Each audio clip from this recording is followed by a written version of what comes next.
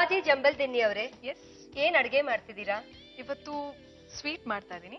Sweet ಅಲ್ಲಿ ಪಾಯಸ, ನೀರ್ ದೋಸೆ ಪಾಯಸ. ಏನೇನ್ ಸಾಮಗ್ರಿಗಳು ಬೇಕಂತ ಹೇಳ್ತೀರಾ?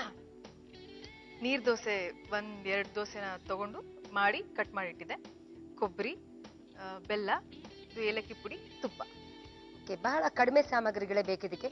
ಶುರು ಮಾಡೋಣವಾ? ಮೊದ್ಲಿಗೆ ಏನ್ ಮಾಡ್ಕೋತೀರಾ? ಮೊದ್ಲು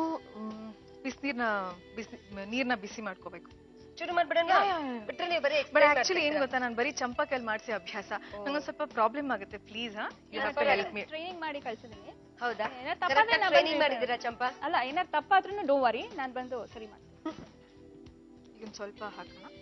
ನಿಮ್ಗೆ ನೀರ್ ದೋಸೆನ ಬಿಸಿನೀರಲ್ಲಿ, ಕುದಿಯೋ ಬಿಸಿನೀರಲ್ಲಿ ಹಾಕ್ಬೇಕು. ನಿಮ್ಗೆ ಎಷ್ಟು ಬೇಕೋ ಅಷ್ಟು. ಕೊಬ್ಬರಿನ ಮಿಕ್ಸಿಗೆ ಹಾಕೋ. ಹಸಿ ಕಾಯಿ ತಗೊಂಡಿದ್ದೀರಾ? ಹಾ, ಹಸಿ ಕಾಯಿ. ಅದೊಂದೇ ಹಾಕ್ಬೇಕಾ ಅಥವಾ ಬೆಲ್ಲನೂ ಇಲ್ಲ, ಇದೊಂದೇ ಸಾಕು. ಬೆಲ್ಲ ನಾನು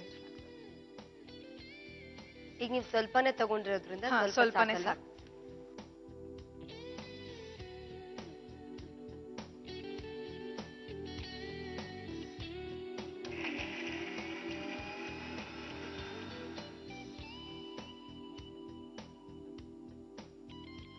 ಅದಕ್ಕೆ ಈ ರುಬ್ಬಿರೋ ಹಸಿ ಕಾಯಿನ ಹಾಕ್ಬೇಕು.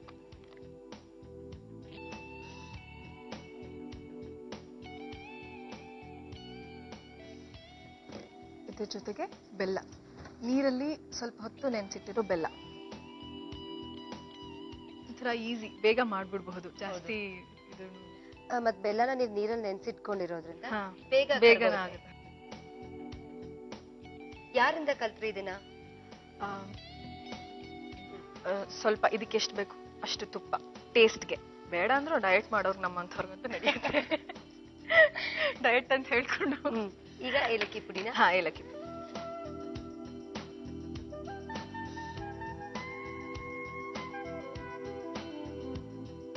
ಚಂಪಾ ಅವರೇ, ನಿಮ್ಮ ಜಾಜಿ ಜಂಬಲ್ ದಿನಿಯವರು ಕರೆಕ್ಟ್ ಆಗಿ ಅಡಿಗೆ ಮಾಡಿದವರು ಇಲ್ವೋ ಅಂತ ಟೇಸ್ಟ್ ನೋಡ್ ಬನ್ನಿ. ಆಕ್ಚುಲಿ ಸ್ವಲ್ಪ ಭಯ ಆಗ್ತದೆ, ಆದ್ರೂ ಎಕ್ಸ್ಕ್ಯೂಸ್ ಮೀ, ಆದ್ರೂ ವಿಧಿ ಇಲ್ಲ.